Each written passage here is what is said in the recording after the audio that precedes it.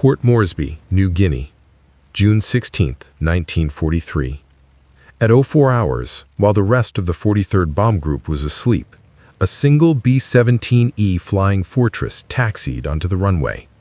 Its tail number ended in the digits 666. To the superstitious crews on the ground, that number was a bad omen. They called it Old 666.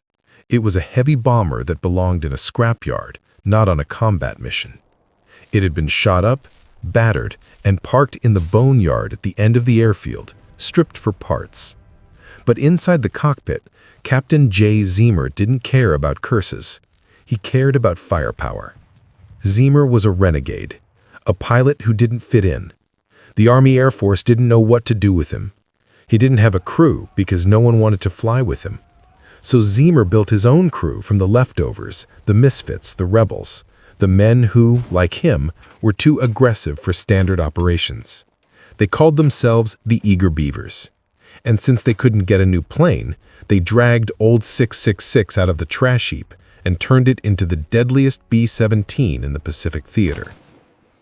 Standard B-17s carried 13 machine guns. Zeamer and his crew weren't satisfied with that. They scavenged guns from wrecked aircraft. They mounted extra 50 caliber Browning M2s in the waist windows. They modified the deck. But the real secret weapon was in the nose. Typically, a B-17 was vulnerable to a frontal attack. Japanese Zero pilots knew this. They would dive straight at the bomber's glass nose, knowing the bombardier only had a small, flexible machine gun with limited range. Zeamer changed the math. He and his bombardier, Second Lieutenant Joe Sarnoski, bolted a fixed twin .5 caliber machine gun mount directly into the nose, controlled by the pilot. Zeamer could fire it like a fighter plane. Old 666 now bristled with 19 machine guns. It was a flying porcupine. Their mission today was suicide. High Command needed photos of Bougainville, specifically the Empress Augusta Bay. The Marines were planning an invasion, but the maps were blank. They needed to know the reefs, the beaches, the enemy defenses. Bougainville was the most heavily defended Japanese stronghold in the Solomon Islands. Swarms of A6M-0s patrolled the skies. Anti-aircraft batteries lined the coast. A reconnaissance mission required flying straight and level for 20 minutes to let the cameras run. 20 minutes over enemy territory without fighter escort. Zeamer volunteered. Sarnoski volunteered. The whole crew volunteered. They knew the odds. They loaded extra ammunition, topped off the fuel tanks, and lifted the heavy, scarred bomber into the dark sky. For hours, the flight was uneventful. The Pacific Ocean stretched endlessly below. The four Wright R-1820 Cyclone engines hummed the rhythmic song. But as the sun rose, illuminating the jagged green spine of Bougainville Island, the mood in the cockpit shifted. "Target in sight," Sarnoski called out from the glass nose. He wasn't just the bombardier. He was Zeamer's best friend. They had planned this mission. Sarnoski climbed down to the camera hatch, checking the K-17 mapping cameras. Zeamer leveled the plane at 25,000 feet. Cameras rolling, Sarnoski confirmed. Now began the longest minutes of their lives. The B-17 had to fly in a straight line, no evasive maneuvers, just a steady platform for the photos. Zeamer scanned the horizon. At first, nothing. Then, tiny specks appeared against the blue. Not one or two, but swarms, like angry hornets rising from a nest. "Bandits, 12 o'clock, multiple contacts," the top turret gunner screamed over the intercom. Zeamer counted them. 5, 10, 15, 17. 17 enemy fighters, Zeros and twin-engine Nick fighters. But to understand why 17 Japanese pilots were about to make a fatal mistake, we have to go back. 2 days earlier, June 14th. The scorching heat of the Port Moresby airfield, while other crews were writing letters home or playing cards, Captain J. Zeamer and his crew were knee-deep in grease and hydraulic fluid at the far end of the runway, a place known as the Boneyard. Standing before them was heavy bomber number 41-2666, Old 666. It was a wreck. It had been flown by another crew, shot to pieces over Rabaul, and abandoned as unflyable. But Zeamer didn't see junk. He saw a canvas. Zeamer was obsessed with a tactical problem. The B-17 Flying Fortress had a fatal flaw. Its frontal defense was weak. The nose only had a single flexible 30 caliber machine gun operated by the bombardier. It was inaccurate and lacked stopping power. "They come head-on, Joe," Zeamer told Sarnoski. "They know we can't hurt them from the front. They play chicken with us, aiming for the cockpit glass. I want to change the rules." And so began the most radical field modification in Air Force history. The crew became scavengers. They raided wrecked aircraft, stripping them of weapons and ammo. They begged, borrowed, and stole. The goal wasn't just to repair Old 666. It was to turn it into a battleship. Sarnoski, the bombardier, was a master with a wrench. He removed the flimsy .30 caliber gun from the nose. In its place, they didn't just put one gun, they wanted two. But there was no mounting bracket for twin 50 calibers in a B-17 nose, so they built one. They welded a sticked steel plate directly onto the floor of the nose cone. Then they mounted two massive Browning M2 machine guns. Here was the genius of Zeamer's plan. These guns weren't flexible. They were fixed forward, aligned perfectly with the aircraft's flight path. Zeamer wired the trigger to his control yoke. This meant the pilot, Zeamer himself, would aim the guns by aiming the entire plane. He had turned a 4-engine heavy bomber into a gigantic fighter aircraft. No Japanese pilot would expect a B-17 to dogfight. But they didn't stop there. They cut holes in the waist fuselage to add more guns. They replaced single barrels with twin barrels. They packed extra ammunition crates into every spare inch of the floorboards. By the time they were finished, Old 666 bristled with 19 machine guns, 750 calibers in the nose alone. A standard B-17 carried 13 guns. Zeamer had increased the firepower by nearly 50%. It was heavy, it was ugly, it was a flying porcupine designated to kill anything that approached it. The ground crews shook their heads. "It's too heavy," they said. "It'll never get off the ground with a full bomb load." But Zeamer wasn't carrying bombs. He was carrying cameras. And he was carrying hate. Snap back to June 16th, 25,000 feet over Bougainville. The 17 Japanese Zeros and Nicks, forming up for their attack run, had no idea about the welding and the sweat in the boneyard. They saw a standard B-17. They saw the glass nose. They thought it was the weak point. The lead Japanese pilot banked his Zero, lining up strictly head-on. He wanted to kill the pilots in their seats. Zeamer watched the Zero grow larger in his windshield.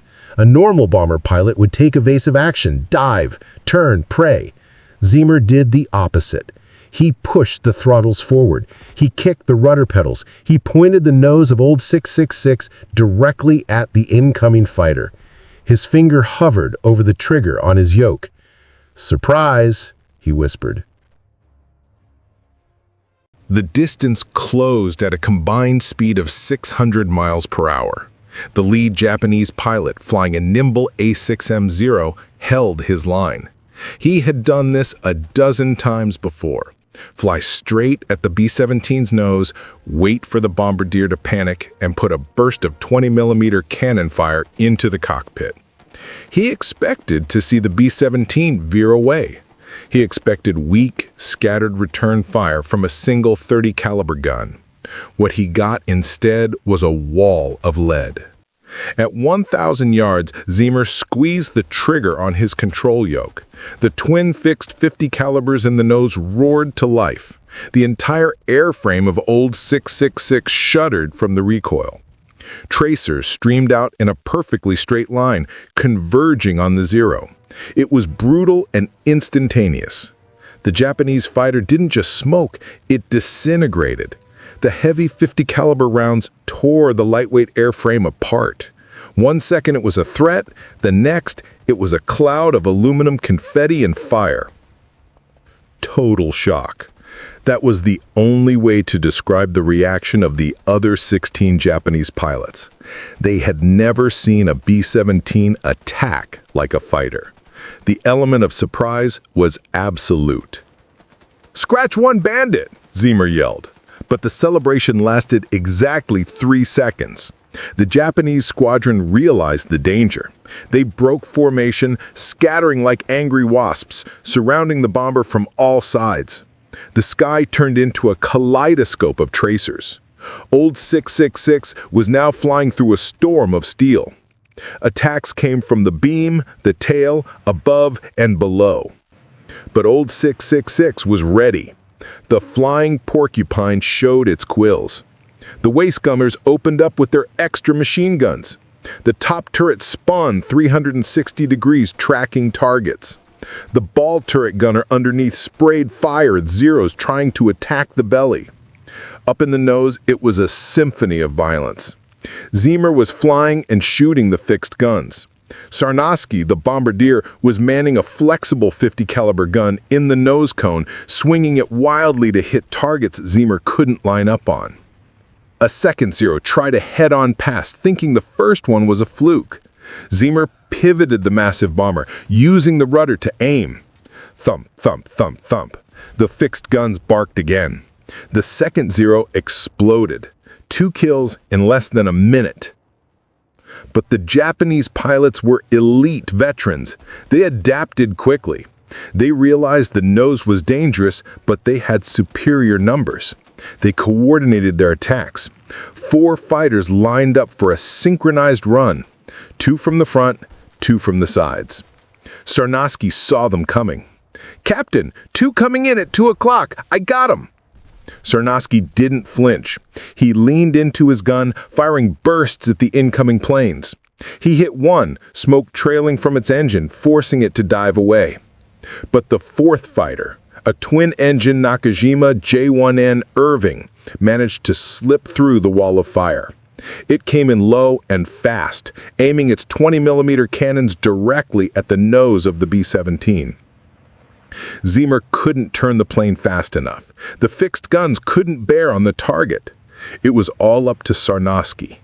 He had to shoot the pilot before the pilot shot them. It was a duel at 200 miles per hour. Sarnoski stood his ground. He didn't duck behind the armor plate. He kept firing.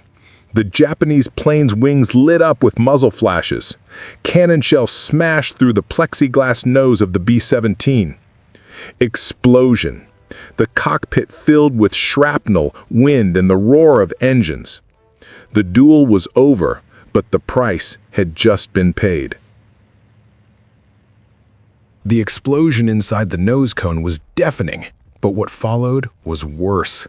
The wind, a hurricane-force gale, screamed through the shattered plexiglass at 200 miles per hour, swirling debris, maps, and blood into a blinding vortex. Captain Zeamer looked down. The control yoke was shaking violently in his hands. His hydraulic lines were severed. But the real damage was to his body. The 20mm shell had detonated at his feet. His flight suit was shredded. His legs were a ruin of broken bone and shrapnel. His boots were filling with blood. The pain was absolute. It was enough to make a normal man pass out instantly. But Zeamer couldn't pass out.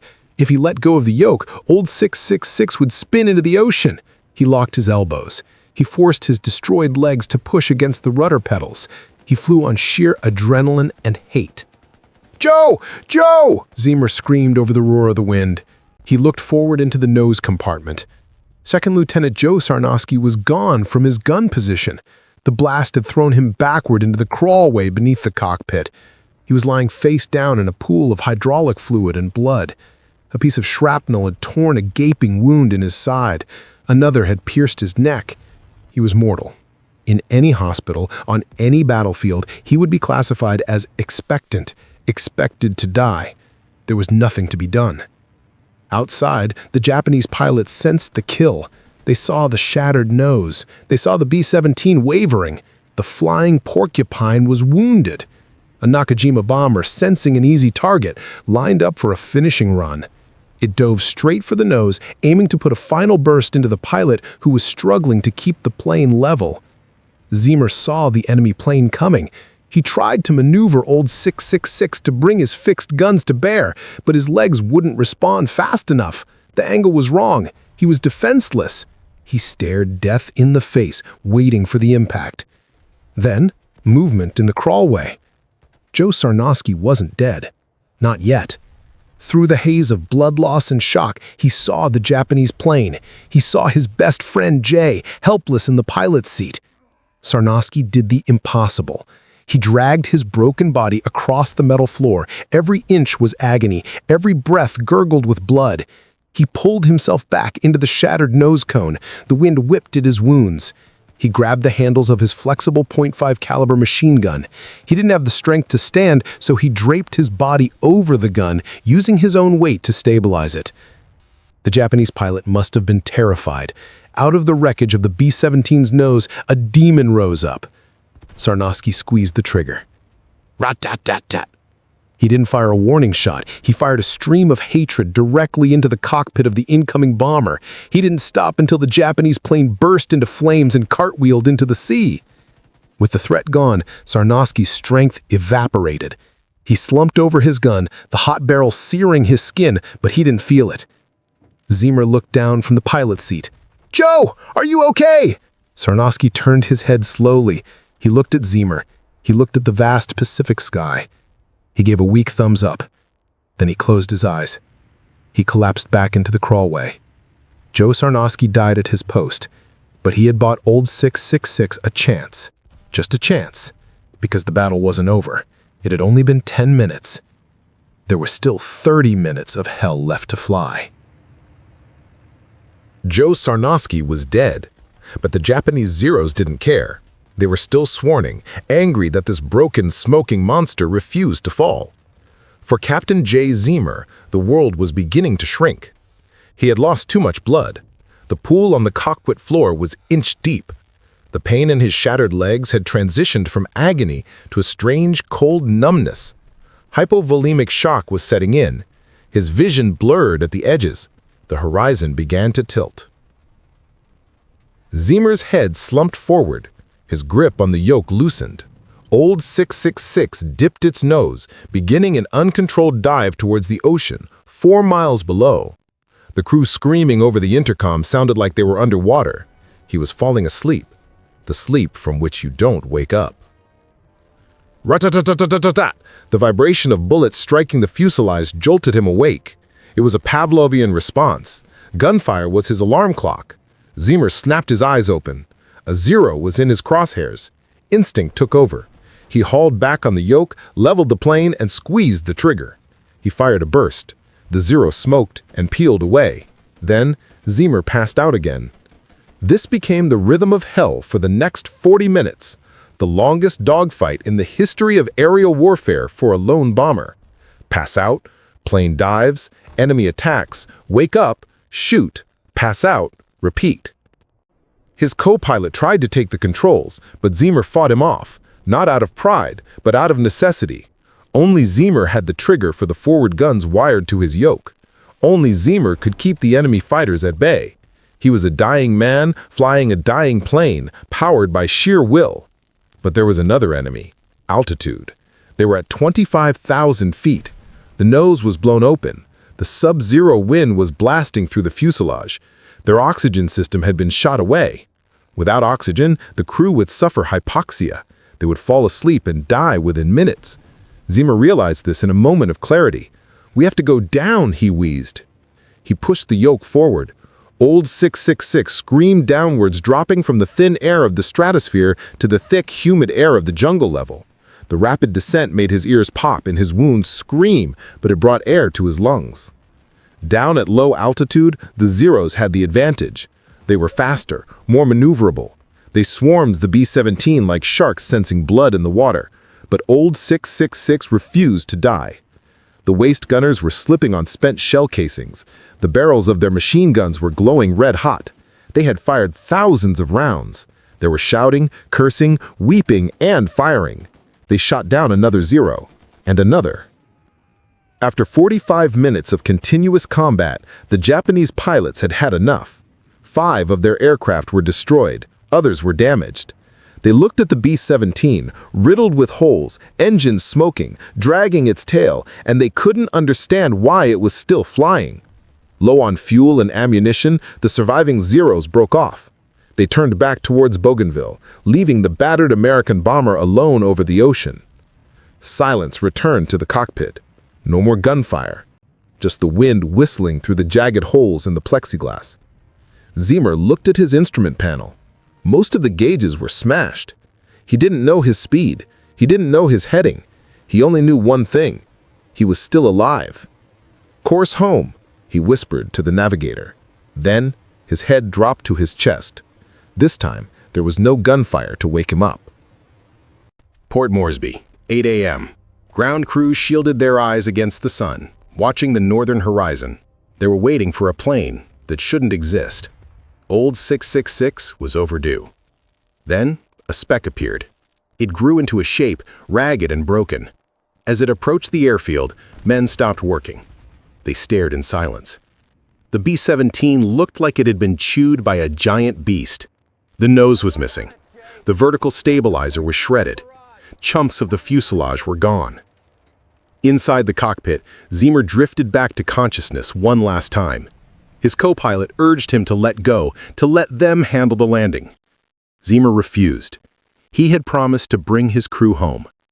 Through a haze of blood loss that would have killed a lesser man, he lined up the runway. No flaps, no brakes. One tire shredded. Old 666 hit the tarmac hard. It screeched, skidded, and finally groaned to a halt at the end of the strip. The engine sputtered and died.